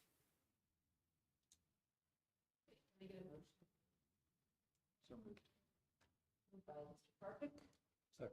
Second by Mr. Schott. Any questions about the accounts payable this month? Okay. Hearing none, all those in favor of approving our accounts payable, please indicate by show of hands. Mrs. Julian, that motion carries 7-0. Information to the board, of which there is quite a bit. First thing, I would like to make note that Dr. Yin and Mrs. Austin, Dr. Yin, Mrs. Austin, Dr. Springer, myself, along with Dr. Greiner, participated in the ISBA Fall Conference on October 3rd and 4th, held in Indianapolis. As is our normal practice, each person who attended will submit a report, a summary report of our time, and add that to the record, and that will happen in the November meeting. So those will be presented at that time. If anyone's looking at them, they're, I'm certain, going to be riveting reading. Also, just to follow up, the board did complete the self-evaluation process. We met in executive session. We developed 3 goals. And we've now divided the board into pairs and a trio to work individual goals, to work in leadership on those individual goals. So more on that will be forthcoming as well in November as we make progress on it. Also, just as information to the board as well, that the question and answer tabs on the corporation website, so that would be under the header of community questions, that is available. That is an opportunity for us as a board to provide answers to the community on questions that we are asked with any kind of frequency, or to correct information that is kind of being publicly disseminated that is not factual. So If you receive questions from community members and would like to nominate those questions to be posted on the website, the process for that, again, is to send that to myself and the board officers, Mr. Schott and Mr. Marley. We will review that and also work with our experts to make sure that the answers are factual and thorough, and then post that information if it's appropriate to do that. So with that said, I will move on to Dr. Greiner and his announcements. I just have three fairly quick announcements. First one being an update related to the district priorities. We've now launched and closed the surveys for both the public or the families as well as the staff, which was done first. Results will be shared back with the school community and community at large once we've completed and analyzed the results. For the families, we had 223 responses to the community survey. I wanted to extend, or we wanted to extend, appreciation and thanks for the feedback that was provided by community members, parents, stakeholders. Second thing I wanted to report out on is the school recognition by niche. I'd like to formally recognize and congratulate our school community for the recent recognition, and that is one, we're number one in the district of 291 school districts in Indiana. We are number one of 291 districts with the best teachers in Indiana. We are number one of 288 best places to teach in Indiana. And finally, we're ranked number 8 district of 10,751 districts in the nation. I think it speaks volumes to our community at large. We recognize this level of success is not achieved without the efforts of all. So I think that we all in here should give ourselves a round of applause.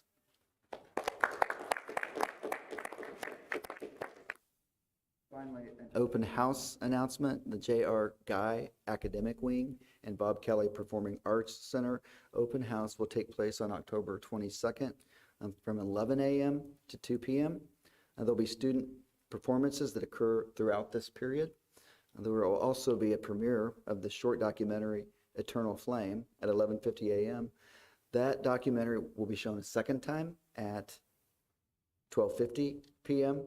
And then our entire community is invited to come and celebrate the amazing facilities, the amazing learning opportunities as a result of our fine community and the support that is afforded through our supportive community.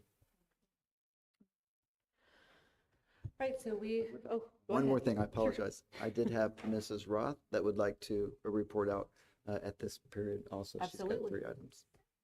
So we are required by law, the state of Indiana requires multiple trainings throughout the year, and sometimes we go above and beyond on those trainings for our staff. So I did want to point out, we use an automated system to provide the trainings and track the trainings on an annual basis. And this year, our special education team has added an online training for administrative and special education staff. And this online training emphasizes the importance of therapeutic crisis intervention. So this is how to work with students who are in crisis, how to work with students who are not their usual selves, who are having a difficult time dealing with things. And this is not new training, but as added to the online portion to supplement what we already do with 2 full training sessions through the year. And this is to help with de-escalation for students. So this is useful for staff who work with our special education populations at every level, from the smallest learner to the oldest learner, because we all have days and times when we have difficulties. So we want to support our students. Another thing that I would love to share with you is, some of you may be aware, may not be aware, Laura Falk, our DEI director, has relocated to the high school and has created a little community in there. And she also is there for 3 days a week, but then she's also in the elementary and the intermediate school for 1 day a week. And this is to get to know more students and staff, because previously she'd been largely at the intermediate school. I also want to recognize a groups of teachers that have worked with Mrs. Falk from each of our schools, and our staff as well as teachers and administrators. They've recently completed additional training with Dr. Aziz from Virtuoso Education, and Dr. Aziz was working with those groups to make them trainers. That way they can facilitate activities with our own staff, because we know our people best. That's what we hear largely. We want to work with people. We want to learn from people that we know us and know our students and our concerns. So those training groups have worked with Dr. Aziz, and then our administrative team also, Mrs. Falk put together some training for our administrative team with Devin Moore, the WLPD social worker, to learn more about implicit bias. So we're very thankful for our community partners for coming in and doing that work with us. Very thankful for our staff and their interest in furthering that work. Lastly, we have shared repeatedly interest and news of our STEM grant from IDOE. And this is the Excellence in STEM, Excellence in Education. So we were given a tight turnaround on submitting that. We were given until the end of September and an earlier deadline to get ideas in place. So our staff from across the district quickly came together to present ideas for a project proposal. We have submitted the budget and the narrative proposal to IDOE, and we have submitted a budget of $250,000 to promote professional development. That might include PD costs, it might include stipends, it might include sub-cost. We also have submitted $250,000 in the budget for equipment, supplies, and other curricular resources. And all of these are to enrich STEM areas or classroom experiences for students. We are at a point where we are currently awaiting to hear back from them. And if they do request further modification to the narrative or the budget, we will be in a place to respond because of the work of our teachers and our administrative staff to come up with great ideas. Any questions? Okay. I do have one comment or question. It was my understanding the state of the STEM award, they really wanted you to spend the first $250,000 on PD. Yes. Yeah. And If we wanted if we wanted to access the full 500,000, we had to put 250,000 back into investing in our people. For clarifying that. All right, any questions for Mrs. Roth about that? Okay, can we go around the table? Mr. Karpik, do you have anything to report to us tonight? Foundation. I'll do that. And it's just that I'm reporting the West Lafayette Schools Foundation. We had a meeting. We will have also a upcoming meeting this week. But homecoming tailgate came off on September 9th, and special thanks to the Infringements, which is a band consisting of several parents. Got to watch them a little bit when they were there. It was a successful event. The class reunion season, there we had class reunions of 97, class of 97, 72, 62, and this week the class of 57 is in town for their 65th year reunion.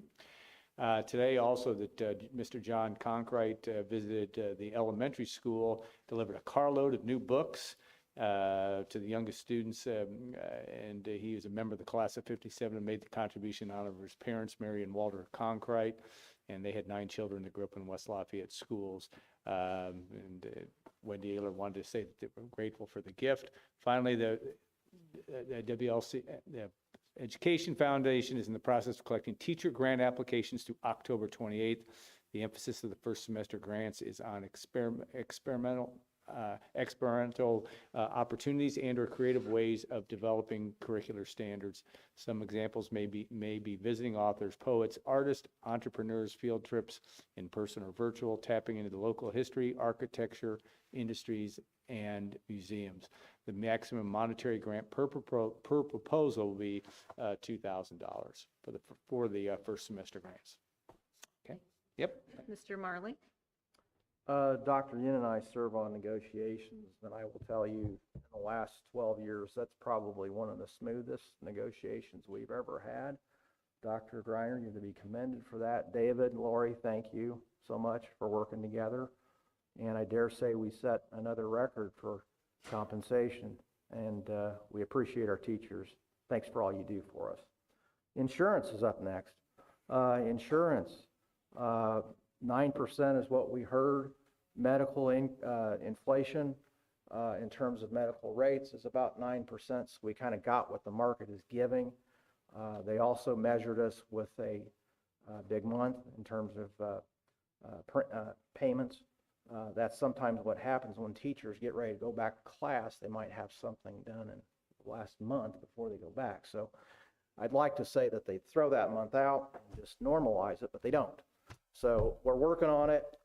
They're optimistic they can get us to 6. If we get us to 6, that's probably a home run in today's market. So more to come on that. I'm on the Art Redevelopment Commission, and just some highlights from that. We approved our 2023 spending plan. We have a quote acceptance on a water fountain for the new dog park on Calbear and Salisbury. That water fountain is for humans and furry animals. There is a Lincoln Park playground equipment approval, which is a good thing. We have statement of qualification for Case Family Park on a build, operate, transfer agreement. That's going to be putting in a new park at Cason up on Cumberland. We've got a memo for facilities master plan for the city of West Lafayette. Yes, the city's doing facilities master plan too. And also public safety is doing a center for public safety center feasibility study. So our law enforcement friends have been in the same location and building for quite a few years, and they need some more space. So we're going to take a look. Other than that, that's about it. And the next meeting is set for October 19th at 8:30 a.m. Thank you. Fred, and are they, in the health insurance review, are they looking at activity on Everside? Yes.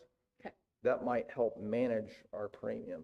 That's what I was wondering. Yeah, that's the first resource, and I think it's been proven that those facilities, those clinics actually help reduce claims.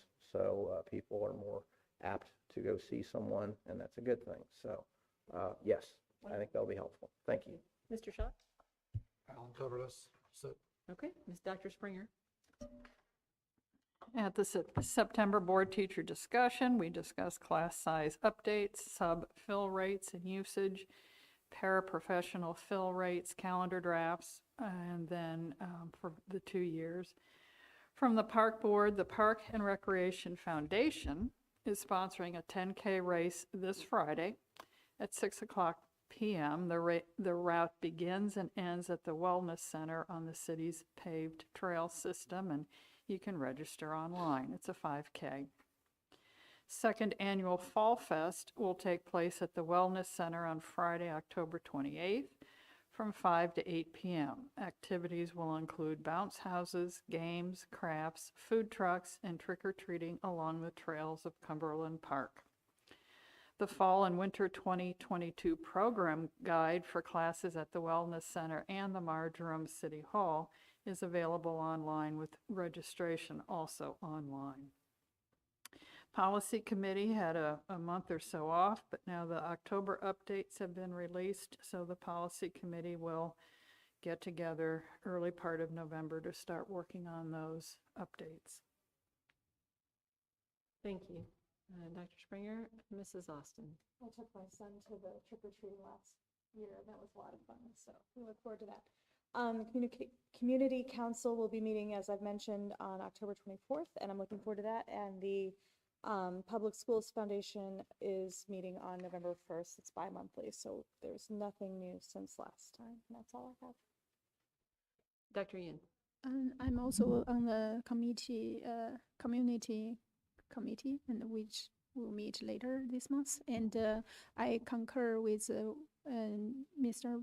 Marty regarding the negotiation process, and I really enjoyed it. And it's very collaborative. It's a teamwork, and I enjoy the process. I'm also happy to see the race at the end, and I hope we can continue to wisely spend our money so we can pay our teachers better.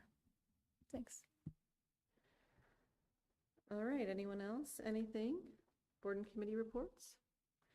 All right, we'll move on to communications from the audience. Non-agenda items, we have one person signed up, Aaron Moonwalker. If you would please approach.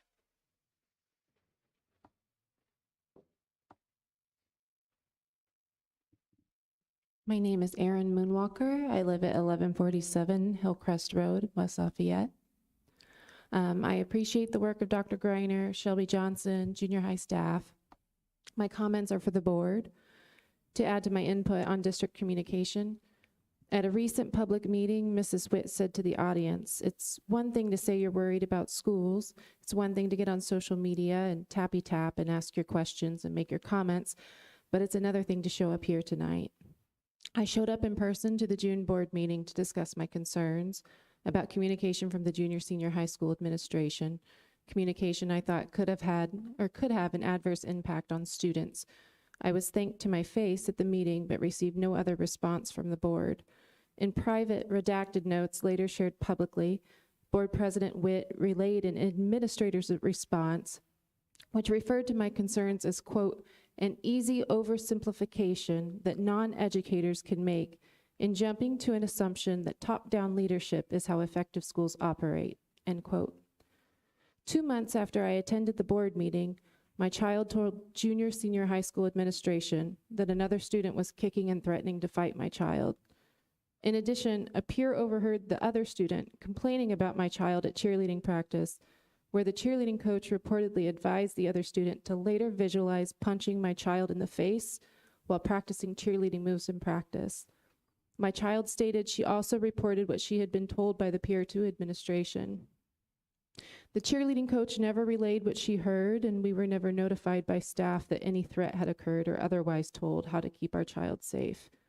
The following week, my child was assaulted by the other student, grabbed by the hair and head and thrown to the ground. It was pre-planned, filmed, and shared on social media. If it weren't for Snapchat, I never would have seen the footage. Is it an oversimplification or jumping to an assumption to say I believe both children could have benefited from a more robust preventative effort from administration? Is this something only a non-educator like me would think? Parents have a curious relationship with the district. We non-educators are the ones from whom donations are solicited. Our money and time are in demand, but not our opinions. I tap on the internet because I've already tried engaging you in person, and I appreciate the community and sense of belonging I get from sharing my experiences with like-minded parents, students, and alumni. I wish you would just legitimize the spaces in which we feel comfortable sharing, unless you want us to keep showing up to raise your awareness. Being told our schools are excellent doesn't represent my experience or make me feel safer sending my kid to school. Hearing that our school board members are willing to own their past mistakes and communication would make me feel safer under their top-down leadership in our community. Instead of Red Devil pride, I'd like to see some Red Devil accountability, because showing relentless pride without allowing others to hold you accountable is just narcissism, and I think our schools deserve better. Thank you. Thank you, Ms. Moonwalker. We have got a regular board meeting on Monday, November the 14th at 6:30 right here in this room. I don't have any other dates of interest. Information to the public. This audio from this meeting and board documents will be posted on the website within 7 to 10 days following this meeting. With that, I'd like a motion to adjourn, please. Moved by Mr. Karpik, second by Mr. Marley. All those in favor of adjourning the meeting, show of hands. Mrs. Julian, that motion carries.